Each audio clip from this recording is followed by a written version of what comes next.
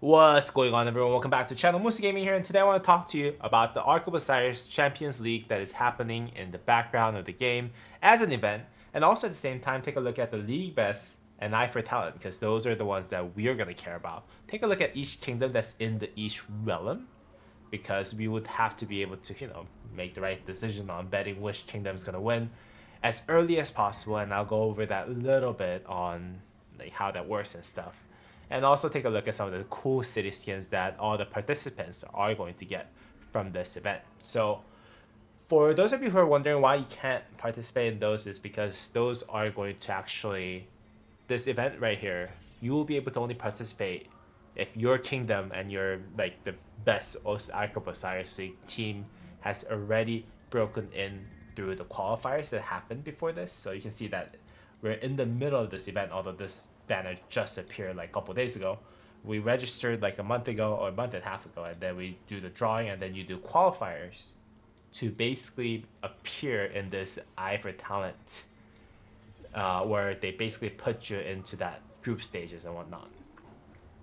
So if you're not seeing your kingdoms, or you're like Ark of Osiris kingdom, your kingdom's Ark of Osiris team like not be there, it's because unfortunately your kingdom's team has not made it into the qualifiers, and those who actually made it through the qualifiers are going to be the ones who are participating. Now, looking at the rewards, so everyone who participate, I think, gets this cool looking epic city skin, Anubis the Vigilant, which is going to give you 5% infantry health, which is pretty nice. But then again, if you make it to the top 4 within the group, I think you get the legendary version of the same skin in terms of look. You can see that in terms of look, it's basically the identical skin. But it will give you 3% attack, troop attack, and 3% training speed. Now, arguably, in terms of just pure stats, I think the epic city skin might be better than the legendary one if you take a look at it. And this one's like 5% infantry health. Now, this one is like 3% troop attack, and arguably troop attack no one is going to use it. Well, let me actually correct that.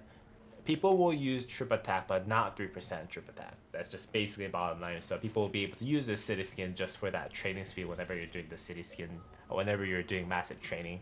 You're most likely just gonna slap this on just so that you can get the buff. But that's basically what you're getting. If you make it to the top 4, if you don't, you still made it through the entire qualifier progress, and then you get a cool looking same as cool as the one that you're gonna get from the legendary one, from the epics. So it can kind of work as your city skin trophy per se, and it's gonna go on for the next month or so. I think month and a half, and it will basically match all of you who already made it within the group stage. Let's see. And then you can see that there's only already 4 different groups, and there's I think 32 different teams. Let's see, 5, 10, 20, 30, yeah, 32 teams that are in each group.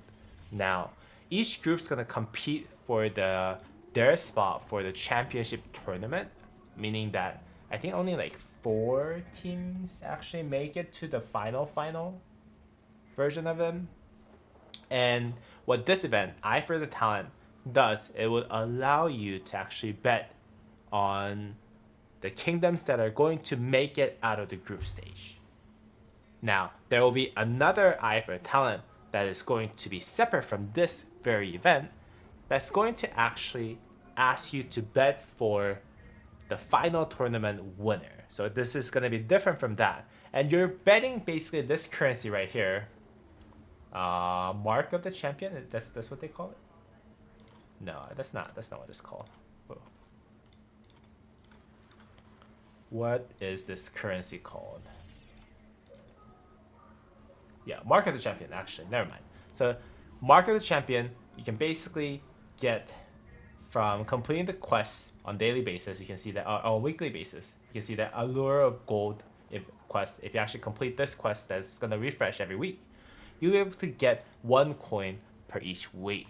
Now, if you actually got a couple extra coins, I think I got 2 from the inbox. I don't know why I got 2. So I actually bet it towards 1960 on this realm. But I'm gonna go over a little bit of each realm and how they kind of work in a bit. But then again, yeah. So basically, you're guessing which kingdoms are going to make it out of the group stage. You can see that a lot of people voted for 1960 because that's probably one of the strongest kingdoms in the game. And then 1175, which is I think the Mimi's, the Korean queen of Rising Kingdom, basically. So her kingdom's also getting a lot of votes. So, but it so this betting thing actually doesn't really, you don't get more coins back by guessing this, guessing like a higher risk version of those kingdoms, but rather it depends on when you actually bet those. So you can see that there's a multiplier based on when you bet it for the kingdoms that you're betting for. So at the very first week, we get 16 per each coin that you invested in. That means that let's say I put in a coin for 1960, I get 16 times value of that if 1960 make it out of the group stage. And then it goes down by 4, and then next week if you're betting, because this refreshes every week like I said, so next week's worth you'll be able to bet for 12 more coins. And but then again, you actually have more information about, okay, which kingdoms actually have won, which kingdom has lost. So it'll be more closer to, you have more information to make better judgment. So that's why the multiplier is actually lower. What I do want to give you a heads up on though is the fact that there's 4 different realms that you can choose from, and you're actually assigned to one realm at a time. So if you don't see 1960 and you want to bet on 1960, you gotta come to Realm of Horus, by the way, and you can just move around different realms. Like 19, this is 1093, which is another very strong kingdom, but I also bet there because I actually purchased one of the bundle because I was doing like alliance mobilization quest, and I was like, okay, well, which one gives me the chest? And then this was one of them. So I actually invested in 1093 on this realm right here. And if you really want to gamble, you can also go into one of those new kingdoms, which will, like the realm of Sobek, which will give you a list of ton of different kingdoms that are very, very new. So no one's gonna have really good information on them. So if you really want to bet on your chances, this is probably where you can actually come. Now with that said, every week you'll complete quests to get those casino chips. I don't know what they're called, but those casino chip currencies that you'll be able to basically get from clearing the missions. Those are like easy missions though, like on daily basis. Like, oh, defeat barbarians, you get 40. Train troops, you get 40. Gather resources, you get 40. Collect resources from your city, 30. And then on weekly basis, you also get more of those coins, or that mark of the conquest or whatever, that the final eye for talent coin that you'll be able to get as well for that, for this event in specific. Actually, you get 2. You get one from using speed ups on weekly basis, and also one from making purchase from the courier store at station 50 times.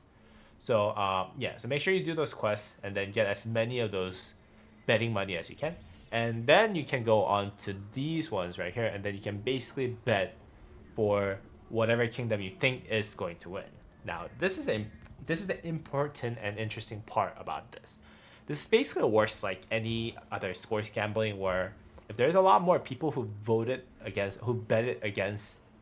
it towards one team, betting for that team that has more prize pool is not going to give you a lot more rewards, because you're basically taking away the prize pool of the ones who actually betted against your decision, and then you basically divide it by however much contribution that you actually made for that chip price pool at the end of the day, right?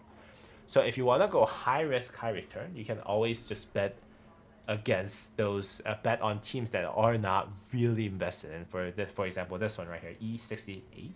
If I bet 250 coins here, most likely, because I think this is a 4-to-1 difference, if E68 wins against the Mimi's Kingdom, then we'll get like 4 times, 5 times the payout, versus if you bet for Mimi's Kingdom and then you win the whole thing, Mimi's Kingdom actually wins, then you get, I think, like 300 coins, because the whatever is bet against your betting pool is a lot smaller in that sense. So With that said, what I do want to recommend for you, if you're into gambling like me, what you can do is you can actually, my suggestion is that you come to this Realm of Sobek, which is where no one really has information.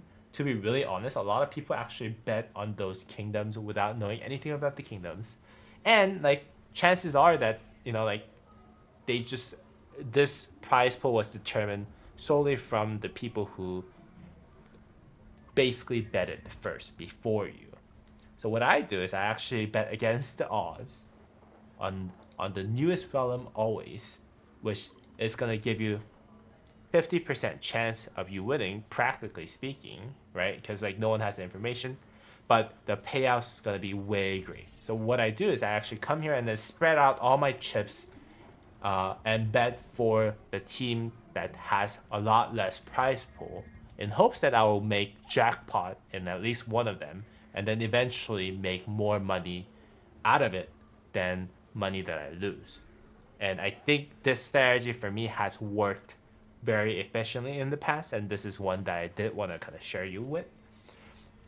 And yeah, so that, like, if in all honesty, because like you're not gonna get anything out of just betting for, let's say, Mimi's Kingdom or 1960, right? You're gonna get like 20% more, but this is a gamble, right? This is a gamble, and then if you don't know the odds on the last realm, the realm that basically is composed of all those new kingdoms in Rise of Kingdoms, I think your chances of winning is a lot higher, even though your chance of winning is actually practically 45 to 55 or like 50-50, right? And then you betting against the majority on this realm, I think almost guarantees you a higher payout as long as you can actually spread out all those betting as much as you can. So that's one strategy that I do want to kind of point out to you, that I do want to suggest to you. Now for Eye for Kingdoms, to be really honest, just bet for the first 3 realm where people will have more information about those kingdoms, and then just bet for like 1960 and 1175 that are basically like well-known kingdoms, and like a lot of people are betting for it for a reason. And then just, yeah, that's just what I would suggest for those bettings. And in terms of 4 rewards for each of those, you can obviously use your Ark of Osiris season coin if you actually participated in them during the qualifiers, and then you can basically use them if you haven't already. But that's cool. But all those like, the gambling coins, you can actually get like 5 legendary sculptures, which is amazing, I think. This one right here too. This is actually one of the best epic cavalry equipment that you can possibly find in the game, basically. So this one's not bad if you're actually maining cavalry. This one's not bad too, but not as good as the cavalry one because it has like health in it. But yeah, those are really worth getting, especially the legendary commander sculptures. If you have some leftovers after that, I would just say either get speed ups or action recovery points, because 1,000 action recovery is a lot. So if you have extra coins because you won the gamble a lot, I'll first get the action point recovery, because that's like 10,000 that you can get just from this, and then I'll just get the speed ups and stuff thereafter. Now, if you got lucky with the Eye for Talent at the end of the day, you'll be able to actually get a lot of different things, because those are much more valuable than your everyday gambling coins that you can earn every day.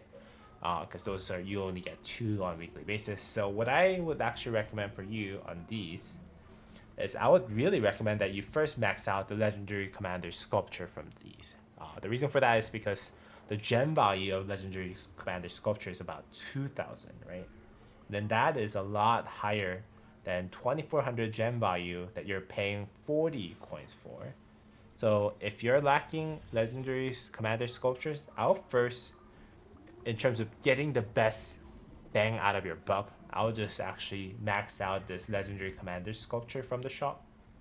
And then if you have leftover, I'll touch on the materials, because you don't really get any of those outside of these events.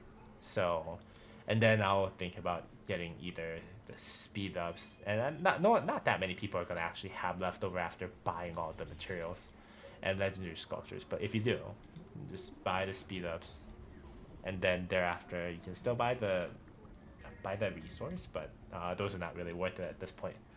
But yeah, so that's what I would suggest in terms of what to buy from the shop, how you should participate. You know, for Eye for Talent, it's basically the winner. Everyone's gonna be a winner for this one.